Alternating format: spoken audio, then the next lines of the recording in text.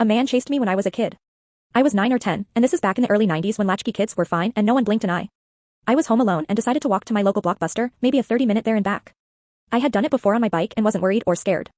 I took off and got about halfway down my block when all the craziness started. Side note, unbeknownst to me, my neighbor's son was a drunk or drug addict or something was wrong with him. My parents evidently knew but didn't tell me because he has moved out a while back, I guess.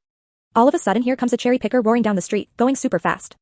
I remember because several other cars passed and this one made me jump and look up.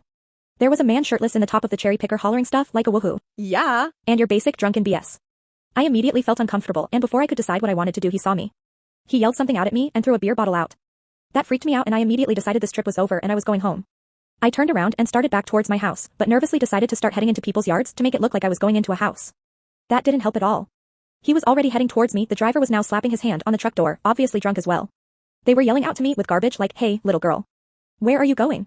I ducked behind a house and saw a large pine tree between the 2 yards so I jetted out and ducked behind it to see if they were still following me.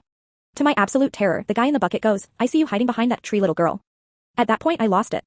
I ran as fast as I could in a sheer panic to my house's backyard and ran in locking it behind me. I ran and checked the other locks and went into my parents' master bathroom and crawled into their shower and put a towel over me. I was sobbing. Called my mom and dad who told me to hang up and call 911. I did and they asked me if I was hidden, which was so terrifying. Nothing happened after that.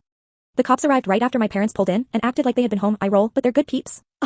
The cops actually found the men and they were arrested and charged with my stuff and several other things they had evidently been up to that day. I wasn't the only one they harassed in our neighborhood, but I was the only child. And of course, it was our neighbor's drunk and disorderly son.